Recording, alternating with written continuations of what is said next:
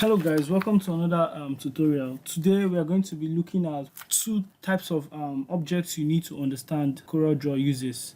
In Coreldraw we basically have two types of objects that we work with, and those two objects are smart objects and curved objects. Now Coreldraw will not tell you that objects are smart, but it can tell you that objects are curved. And now, so that means that by default most objects in Coreldraw are smart. Now, what is the difference between a smart object and a curved object? Let's look at that. So we create a new document and we just leave it as untitled and say, okay, whatever size doesn't matter. We're just trying to do some experimenting. Now, when you're creating objects in CorelDraw or you're bringing in any object from the tools box, most of these objects you're bringing in by default are smart. And like I said, CorelDraw will not tell you that they are smart, but it will give you hints. And those hints are what will enable you to differentiate between the smart object and the curved object. So I'll just go with the first thing I'll see here. From my tools box, I have the first thing I'll see here is, if I want to draw stuff, is the freehand tool. But I'm not going to be using the freehand tool. Let's just come down a bit and we're going to see the rectangle tool. So select the rectangle tool and you draw a rectangle, or watch me do it. Once it's selected, there is this, you come to this area called the properties bar. And your properties bar displays the properties of objects that you select, right? And when you're not selecting any objects, it simply shows you the properties of your page, your working document, right? So we select this object we just created, this box, and then we'll look at it and we'll see that there are a couple of options that are popping up. And these are simply the properties of the selected object. For the first place, you see the X and Y. That refers to the position of the object, right, on the design space. So on the X-axis, it's about 2 inches from the origin point, and on the Y-axis, it's about also about 2 inches from the origin point, right? If you hold, let's say you hold your controller and you move it to the left, you'd notice that the X-axis is, because we are moving it in a locked and fixed position, you notice the X-axis is changing, the properties is changing, but the Y-axis is the same. So moving it towards the right means you're moving on the positive X-axis. You should be aware that CorelDraw is a two-dimensional, by default is a two-dimensional tool, which means it works with length and breadth, or width by height, or X by Y, right? So this X-axis refers to the left to the right, and the Y-axis refers to the top to the bottom, right? For those of us that did math in school, remember our sets where we drew graphs and the rest. So left hand side is your negative X, your right hand side is your positive X, your top area is your positive Y, and the bottom area is the negative Y. So if you're moving an object from the origin point, which is around this point here where my cursor is, if you're moving from the origin point to the top, you're moving on the positive Y. So you can see if I grab this and move it towards the left hand side, you notice that the position is now a negative position, right? So that is because I'm moving towards the left hand side of the axis, right? So that's by the way. So what I'm trying to say is, whenever the object is selected, what you see on the properties bar depicts the property of the selected object. So you can see the size of the object, and you can also change it from here. And while you're trying to change it, you could decide to unlock the ratio so that when you change the width, it doesn't affect the height. When you lock the ratio, if you change the width, the height will automatically adjust as well, which is cool for you if you're trying to maintain the aspect ratio of any object, right? In the case of this one, we do, like, if I do 2 with the locked ratio, it also increases the height. If I reduce this by, let's say, 1 with the locked ratio, it also reduces the height, right? So everything adjusts automatically. The same thing happens to the scaling options here, or the scale factor. When you increase or reduce the scale factor with the lock ratio on, it's also going to increase or reduce them uniformly. And like I said, you can unlock this and then you can have it your way. You can do 20 for just the, the width, and you notice that the height is still the same. So it's all good. Let's go back to 100. Let's lock it again. So we're saying something about the having two types of objects by default in CorelDraw, called the smart object and the curves. All right. Now the smart objects, to simply define a smart objects are objects that have special attributes. And they cannot be destructively edited using the shape tool. This tool here, the shape tool. The curve objects, on the other hand, or the curves, are objects that don't have a special attribute, and they can also be destructively edited by the shape tool. So what does this mean? Well, I'll just explain it now. So judging from the properties, we've seen that there is a property of the box here that displays the position. One displays the size of the object, and you can adjust. This displays the scale factor. This displays the angle of rotation. You can rotate the object using this control and option. This indicates mirror. You can flip the object left and right. You can flip the object bottom and top, right? And then we also have this. This is actually where we are interested, right? We have this round corner, we have this chamfered scallop corner, and we have chamfered corner. And then we have all these little boxes that indicate the four corners of this box, where you can change the corner radius to indicate what type of corner you like. Like for instance, we have a round corner selected by default. So if you punch this up on the top left, if you punch it to 1 and press enter, you notice that the box now has a curved edge on this area. And the reason why the others are not like that is because the edit corners together is unlocked. So if you pin that down, everything is going to change automatically.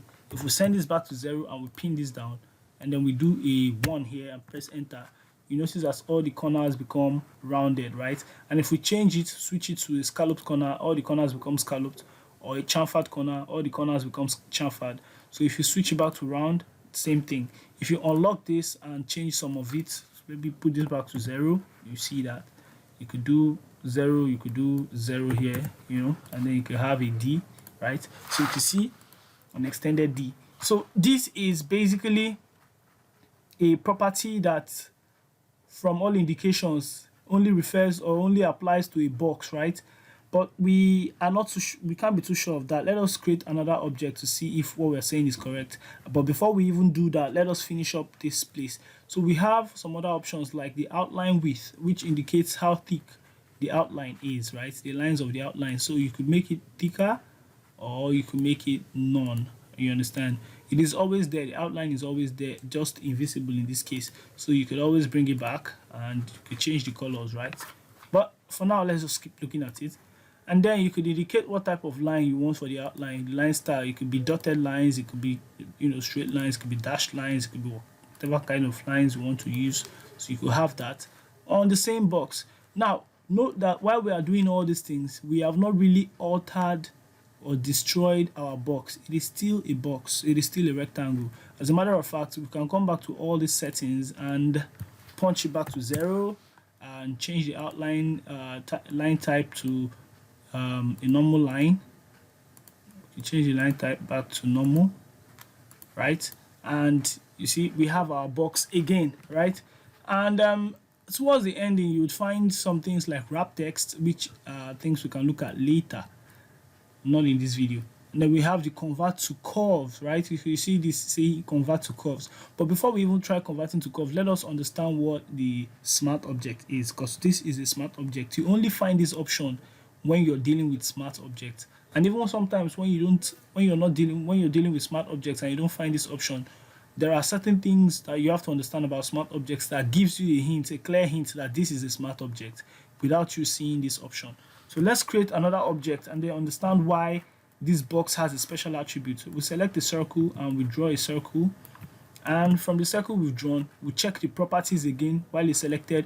We notice that there are similar properties on display. For example, the position, the size, the scale factor, the rotation, the flips, right? And then here we see a different set of options that is, from all indications, pointing towards just working with a circle, right? So you can see we have a full circle called ellipse. We also have a pie shape, so you can create a pie shape from this. You could also create an arc from this. And you could adjust using this, you could adjust the reach and whatever other kinds of settings you would want to do for your arc. You could do your angles, you could do different things, right? You could punch it, or you could punch a number and everything just goes accordingly. You could do the same thing here. You could see from here as well. So you could extend the pie, you could reduce the pie, you could tilt the angles, whatever you want to do, you could do that from here. And then we have an option to switch the direction, clockwise or anti-clockwise. But what I'm saying is the shape is not destroyed, the shape is not gone. Even while it looks like an arc, it looks like Pac-Man right now, we can still take it back to become a full circle. So we see that we still have our circle there. And after these options, the next thing you see here is we have our outline width, which is the same thing we've seen from the rectangle tool. We're able to increase the outline width and also change the types of lines if we have to. So from all indications, you can see that both shapes have a special attribute that is just attributed to that particular shape, right? In the case of the ellipse, we have this that actually works on the ellipse shape. In the case of the rectangle, we have this that actually works on the rectangle. And you can see that it is rectangle exclusive, right? Because you can't find this when you select an ellipse shape, right? You find a different set there.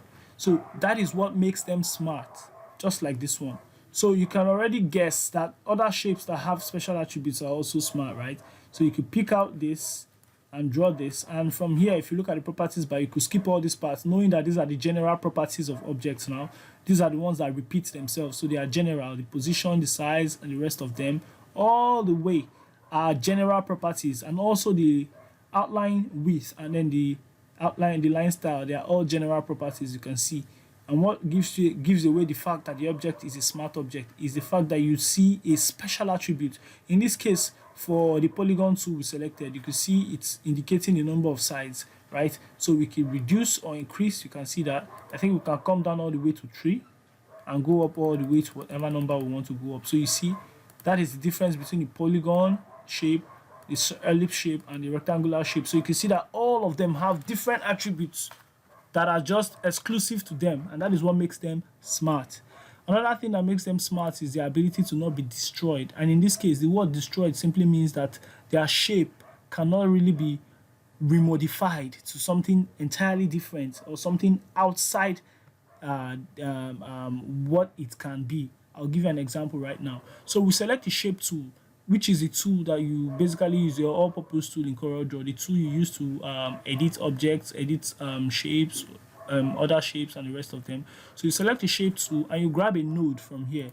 Now, nodes are these points that link the lines together. Nodes are the points on that.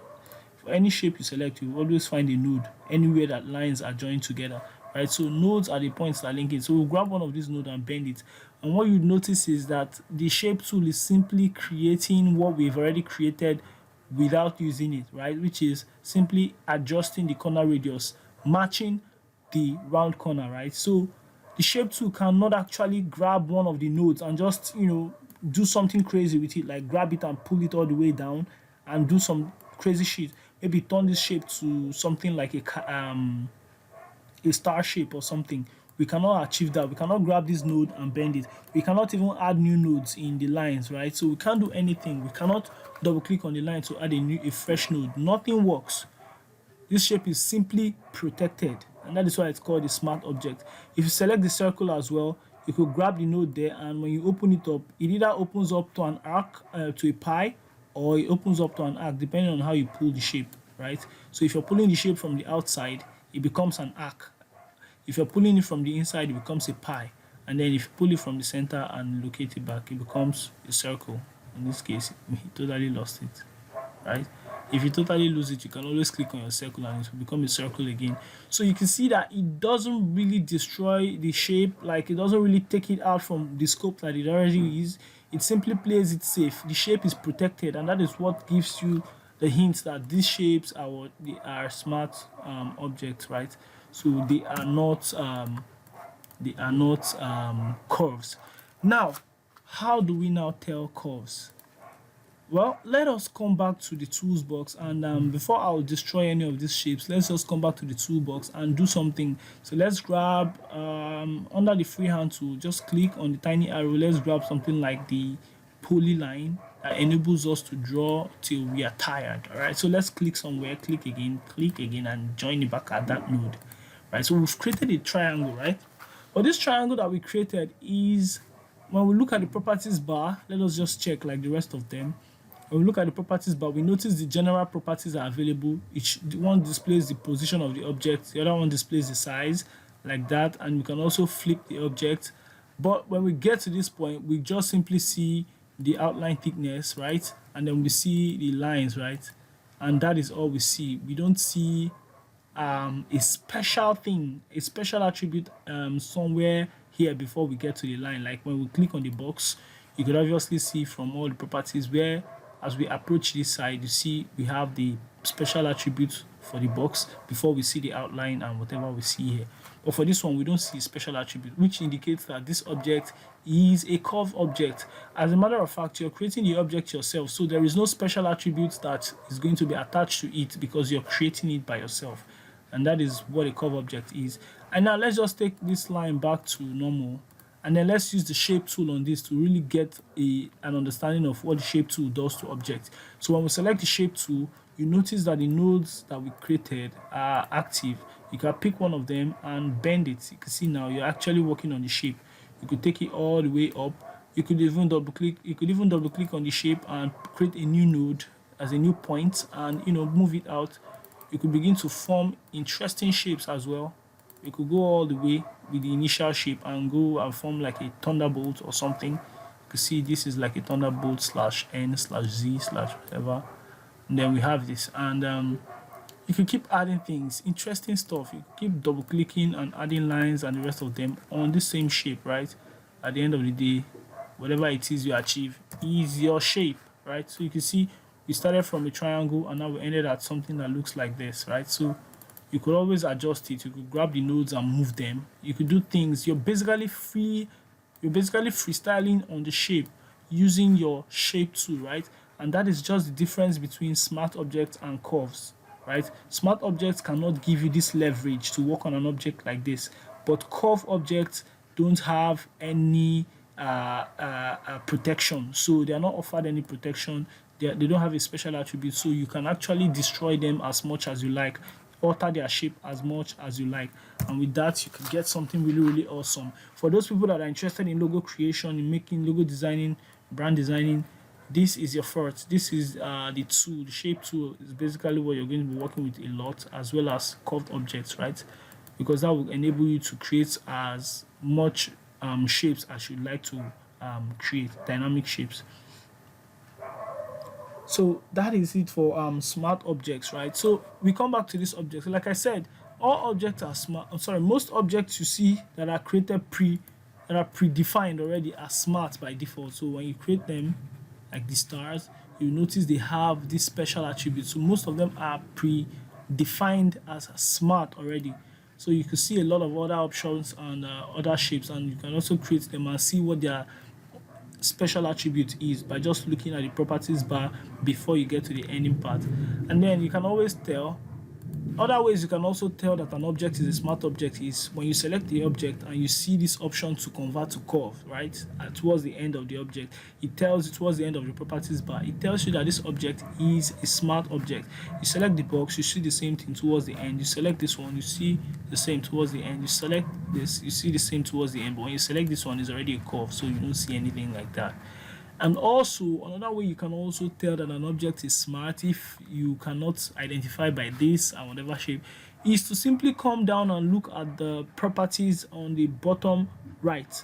You'd see the name of the object. It was going to call it a star with 5 sides, right? So when it calls an object by its name, you know that that object is a smart object because Coreldraw recognizes the object, and so it calls it by its name. Star with 5 slides, that's this. 5 star, sorry, not slides, sides. So when you do 6 sides, for example, and you come down, you see it tells you star with 6 sides, right? So it knows what is happening to this shape. So it is a protected shape, right? Likewise, this one, when you come down here, you see it says polygon with 11 sides. This one, it says rectangle on layer 1, and this one, it says ellipse on layer 1. But for this one, it calls it a curve on layer 1. So you see, it is actually telling you that this object, I don't recognize it that much. I don't have a kind of like, it's not among the objects I'm supposed to be really looking out for. So I don't really know it that much, but it's up to you to work on it. So whenever it calls an object a curve, you know that object is an editable object, a very, very editable object. And when we say editable, we are referring to using the shape tool to work on the object, right? So that is what a curved object is, and a smart object is. So a smart object are objects that would have special attributes and they cannot be destructively edited.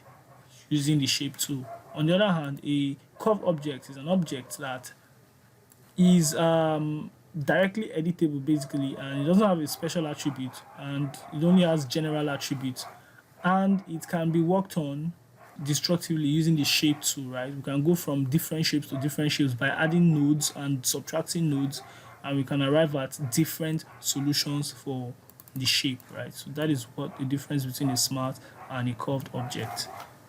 I'd also like to note that some smart objects are actually really cool with their limited edits, right? Or their edits in protected view. I'll give you an example. If you select this polygon shape and you grab your shape tool and you pull it in, you see it forms like really interesting shapes, right? So you could create interesting shapes with the polygon tool, and you could always, you could always do something really cool with it, right? You could always have some cool shapes. You can see this is a really cool shape, right? So you could have something like this to create using the smart object, right? And also your text, just to be clear, our text is also a smart object. I know you guessed that right. Text is also a smart object. Let's write something meaningful. Let's say boy. Boy is meaningful, right? Well, if you look at the bottom layer, you see it says boy on layer 1, right? So which means it recognizes this. And also, if you look at the properties, isn't it obvious? You can see that we have a property that is only attributed to what? To this text, right? For example, you could change the font. You could call this from Arial to Nexa heavy, and it will change the font, but it will still maintain the text. So you can see that this on its by itself is a smart object as well, right? And you can see the regular properties that are attached here before you get to the point where it tells you the font list and they ask you to choose the typeface, right?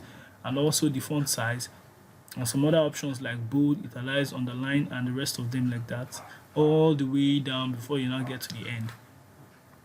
So this as well is a smart object. But if you grab your shape tool for your text, what does it now do? Let us add 2 lines of text here. Let's say boy problems. Boy problems. So we have a text with 2 lines of text, right? Let's select the shape tool. When we select the shape tool on a text, what we notice is we have these 2 controls popping out, right? Now the first control, this one here, controls the spacing or kerning or leading between the first word and the second word, provided they are together. It controls the leading, like the space between them. Let's just call it space between them, right? So if you grab this, you could pull it up, pull it down to create more space, or pull it up to close up the space, right? You could pull it up all the way till it enters into the text as well, and you could stop it there, but that wouldn't make much sense. So you could pull it all the way down. Let's say here, you pull it down to a point where it looks cool like this. Maybe it doesn't give too much space. You don't want it to have too much space, so you pull it down to this point, and you feel like it's okay. And then this one controls, you guessed right, it controls the kerning, the spacing between the individual words, letters or characters. So you could space it out more, or you could just close it some more. You close it all the way till it touches like this, or you could just have it like close up a bit like this, so you can see boy problems. And you know that when you're writing really big headlines, it's always good to close up the space because it's already big and bold, so people need to see. It needs to be compact a bit, so you will close up the space like this, and it's going to make much more sense, right? And that is exactly what your shape tool combination with your shape tool in combination with your smart object use your text can achieve, right? When it's a curve, it no longer recognizes this as a text. As a matter of fact, for the rest of them too, when they become curves, they are no longer recognized. Take for example this box that has this special attribute. The moment you convert it to curve from here, if you click on this, you notice that that special attribute disappears first and foremost. And when you go down on the properties to check on it, it no longer tells you it's a rectangle, but it says it's a curve, right? And then you notice that the edges are now flexible. You can now edit them using your shape tool. You could grab it and bend it. You can see, right? So now it's no longer a smart object. You're now free to edit it as much as you like. You've converted it to a curve. Same goes for all the shapes. Same for this one. When you convert it to a curve, either you use your Control Q or you just click on this. It loses that special attribute. Coreldraw no longer recognizes it as a protected document, and then you can really do some crazy ass editing with it on it, You could have your bird shape. You could have a bird shape like so. You could actually work on the shape now and create something interesting. And yeah.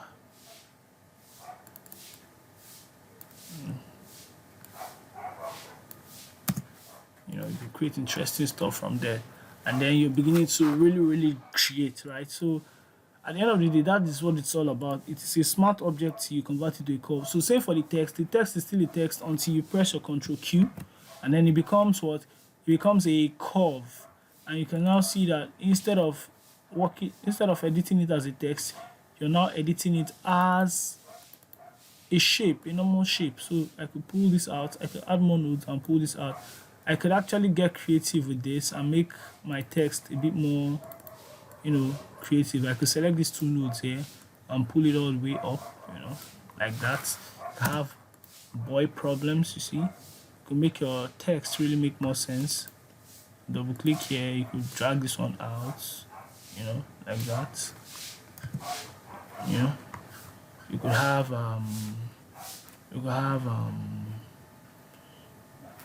you could do a lot of things. You could take out the inner nodes in the O. You could select all the nodes and delete them, and then it has a hole inside. You could do that for the E. You could select all the nodes inside and delete. You could really do some crazy ass editing on this, because it's no longer a text. It's now more or less just mere shapes. So you could actually create derivations by working on their nodes, adding more and removing more depending on what you're trying to achieve. So you can see that, and with this you're able to do so much. This shape is still a smart object, you can see from here. So if you want to curve it, you can always do your Control Q or just click on this. And note that once you've turned an object to a curve, you cannot actually bring it back to a smart object, but you can always turn smart objects to a curve, right? So that makes more sense, right? And I think at this point we have covered what we can do, but let's just take 2 seconds to see if we can work out something to make this worth our while. We could do Vans, for example. We could do with caps lock VANS, and that's Vans text. I think it's raining here. We could just select it and make it bold, and we could use our shape tool while it's still a curve and close it up a bit. And then we could do Control Q to curve it, and we could double click on the V, raise it up a bit like so, follow the lines, and we could just double click here, add another click here, grab both sides of the line, pull it, hold shift while you're pulling so it straightens, pull it all the way here, and just bring this down. It's not very perfect, but I'm just trying to do something really fast like an amateur. Okay, looks like it's a bit big. So we could do a Vans like this. I think this is how the Vans logo looks, right? So something like this gives you Vans. So you can see how easily we're able to achieve Vans with this effect, right? Yeah, so that's it. Just to recap, I said we have 2 types of objects in Coreldraw. We have the smart objects and the curved objects. The smart objects have special attributes and cannot be modified destructively. The curved objects they don't have a smart attribute and they can be modified whichever way you want. And we give examples of objects that have smartness or that are smart by default, and most of these objects we have here on the tools box are smart by default. The ones you create by yourself are curved by default, and you can also convert smart objects to curved objects, and we used an example to generate the Vans logo. So thank you, till next time, have a nice day.